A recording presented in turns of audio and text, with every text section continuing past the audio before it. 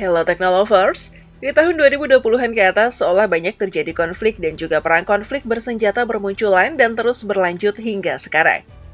Mulai dari perang Israel dan musuh-musuhnya yang tiada habis, hingga perang Rusia dan Ukraina yang sudah menginjak umur 2 tahun karena telah dimulai sejak awal tahun 2022 lalu. Khusus perang Rusia-Ukraina, perang ini menghabiskan uang yang tidak sedikit loh, apalagi untuk pihak Ukraina yang dibantu oleh Amerika Serikat dan juga NATO. Dari apa yang diberitakan pada April lalu, Menteri Luar Negeri negara-negara NATO akan membahas bantuan militer baru untuk Ukraina yang mencapai 108 miliar US dollar atau setara dengan 1.754 triliun rupiah dari seluruh bantuan yang sekarang mengalir untuk Ukraina. Penyumbang terbesarnya tentu saja Amerika Serikat. Dari data yang ditemukan, Amerika Serikat sudah menghabiskan hingga 74,3 miliar US dollar atau setara dengan 1.206 triliun rupiah. Bantuan ini terbagi atas bantuan kemanusiaan, bantuan finansial, dan pastinya bantuan militer. Nah, bantuan militer yang menjadi porsi paling besarnya inilah yang mencapai 62% dari total bantuan yang diberikan, yang dimana kalian tahu berupa senjata dan peralatan perang. Dengan besarnya dukungan NATO dan juga Amerika Serikat pada Ukraina, perang di sana masih terus berlangsung, seperti yang terjadi juga di Israel. Tidak jarang pihak Ukraina yang didukung malah mengalami kerugian besar. Juga hal ini bisa dilihat dari kebanyakan senjata NATO yang diberikan ke Ukraina ternyata disita di medan perang oleh Rusia. Nah, kira-kira Rusia berhasil menyita senjata sekutu Ukraina apa saja? Langsung saja kita bahas ya.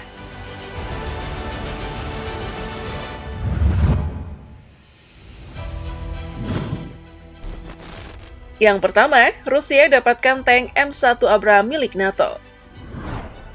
Seperti kejadian pada bulan April 2024 ini, sebuah video beredar menunjukkan tank M1 Abrams milik NATO yang mengalami nasib naas. Tank canggih buatan Amerika Serikat ini dilaporkan hancur dalam pertempuran di dekat Berdych, barat Laut Afrika. Wilayah yang baru-baru ini direbut pasukan Rusia, Dmitry Peskov. Juru bicara Vladimir Putin mengatakan senjata apapun yang dipasok ke Kiev, Ukraina akan mengalami nasib serupa, termasuk tank M1 Abrams buatan Amerika Serikat. Tank ini dikabarkan dihantam oleh drone kamikaze dan setidaknya satu proyektil dari peluncur granat anti-tank. Rekaman yang beredar menunjukkan tank tersebut terbakar dan seluruh amunisinya juga habis. Amerika Serikat telah berjanji untuk mengirimkan 31 unit tank M1 Abrams ke Ukraina pada Januari 2022 sebagai bagian dari upaya untuk mendukung Ukraina dalam konflik tersebut.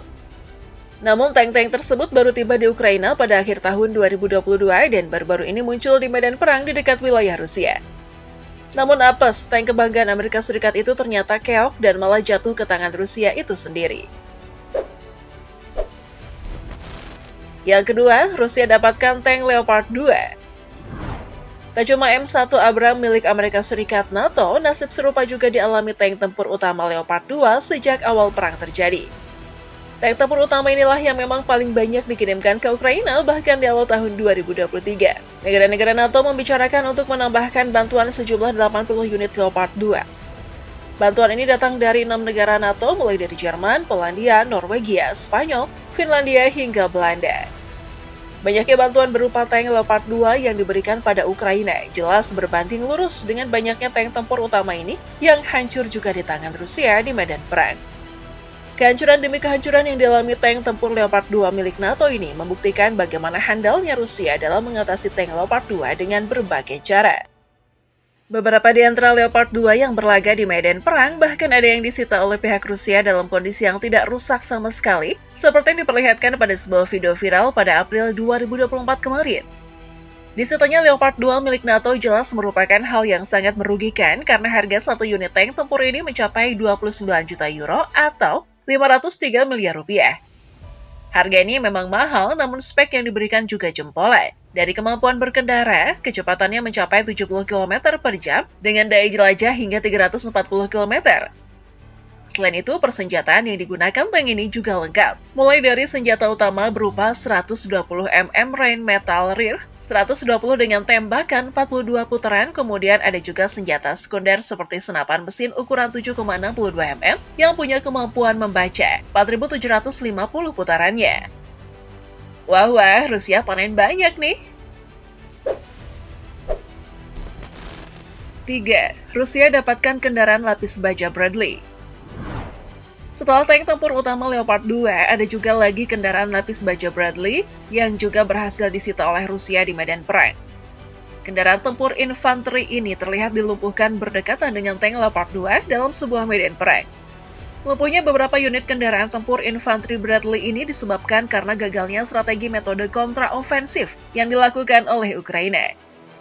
Dari segi spesifikasi, Bradley mempunyai kemampuan jempolan, kecepatan maksimumnya mencapai 56 km per jam, dengan daya jelajah 400 km. Persenjataan yang digunakan pun ada beragam, mulai dari 25 mm, M245 Boston, 2 unit BGM 71 TOW, dan senapan mesin ukuran 7,62 mm. Dengan spesifikasi ini, maka wajar jika Bradley yang sudah dibuat Amerika Serikat dari tahun 1981 memiliki harga hingga $4 juta atau setara 64,8 miliar. 4. Dapatkan kendaraan rudal Cesar Howitzer milik Prancis. Sekarang kita berpindah ke Cesar Howitzer yang disumbangkan oleh Prancis untuk Ukraina. Penggunaan holder di medan perang seperti di Ukraina tentu menjadi hal yang lumrah karena tujuan utama senjata ini adalah melumpuhkan formasi kendaraan lapis baja musuh. Nah, sayangnya Cesar Howitzer yang baru bertugas di medan perang baru-baru ini malah berhasil dilumpuhkan dan disita oleh Rusia pada 2022 lalu. Teknologi baru dari Prancis ini pun terancam bisa ditiru oleh Rusia. Makanya, politisi Prancis Régis de Castelroy sangat menyayangkan jatuhnya Cesar Howitzer di tangan Rusia. Cara speech Wizard ini memang sangat mumpuni karena senjata utamanya itu adalah artileri ukuran 155 mm, mampu meluncurkan amunisi berhulu ledak tinggi untuk menghancurkan senjata lapis baja dan sekumpulan infanteri dalam wilayah yang luas. Kemampuan berkendara bisa mencapai kecepatan maksimal 100 km per jam, dengan daya jelajah mencapai 600 km. Disitanya Howitzer milik Prancis tadi memang jelas mengecewakan. Namun sepertinya Prancis tidak kapok karena diketahui pada Maret 2024, di mana negara ini berencana mengirimkan 78 unit Ozark lagi kepada Ukraina. Pengiriman ini sebenarnya membawa risiko yang besar karena Rusia pernah merilis video mereka berhasil menghancurkan 30 unit Howitzer hanya dengan satu rudal, yang diketahui posisinya dengan informasi dimiliki Rusia 5 rudal jelajah Storm Shadow. 6. Rusia dapat banyak drone dari amunisi canggih. Kita pindah ke drone. Dalam perang modern, menggunakan drone memang sudah menjadi hal yang lumrah terjadi. Sebab drone dianggap sebagai senjata terampuh yang bisa digunakan saat ini dalam sebuah perang. Makanya, drone banyak digunakan di perang terbaru-baru ini, seperti di invasi Rusia Ukraina ataupun di perang Israel dan juga Iran. Salah satunya adalah drone Bayraktar TB2, pabrikan Turki yang punya peran melumpuhkan kapal Rusia di Laut Hitam. Saking menyusahkannya Bayraktar TB2 Laut Hitam, Rusia bahkan mengerahkan jet tempur untuk melumpuhkan drone-drone tersebut. Nah, pada Agustus 2022 kemarin, Rusia memamerkan drone yang berhasil mereka dapatkan tersebut. Drone ini merupakan drone yang dirangkai ulang setelah ditembak jatuh oleh Rusia. Dengan mempunyai drone sitaan tersebut, Rusia akhirnya merangkai ulang drone yang kemungkinan besar Rusia mampu membuat tiruannya lebih baik nantinya.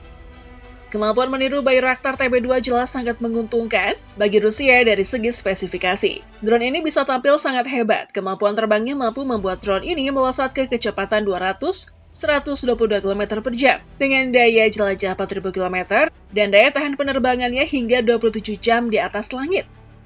Kemudian senjata yang mampu dibawa pun bisa cukup banyak seperti rudal jarak jauh dan juga bom pintar. Wah, paket komplit banget di drone yang satu ini. 7. Rusia dapatkan senjata infanteri. Selain persenjataan berat seperti tadi, persenjataan kelas infanteri yang sering dibawa oleh militer juga banyak didapatkan oleh Rusia dari Ukraina. Contohnya rudal anti-tank Anlau dan juga rudal Javelin. Kemudian ada juga senapan mesin M2 Browning dan ada juga sistem pertahanan udara portable FIM-92 Stinger. Dengan semua persenjataan yang disita oleh Rusia ini, jelas hubungan Rusia dan NATO rasanya akan semakin memburuk. Apalagi Rusia berencana mengadakan pameran barang sitaan senjata perang Rusia yang ia dapatkan dalam waktu-waktu ini. Pasti hal tersebut membuat NATO semakin kesal dan sangat malu dengan apa yang dilakukan Rusia, dan semoga aja rasa malu dari negara-negara NATO ini bisa membuat dibatasinya bantuan militer ke Ukraina. Karena tekanan publik Eropa pun saat ini semakin besar, apalagi masyarakat Eropa memang sedang dalam kewalahan krisis energi. Jadi alih-alih menggunakan uang negara-negara NATO tersebut untuk perang yang tidak mendapatkan untung apa-apa. Rasanya pemerintah negara NATO seharusnya lebih memperhatikan persoalan krisis dalam negeri mereka sendiri dan mengutamakan kesejahteraan rakyatnya lebih dulu.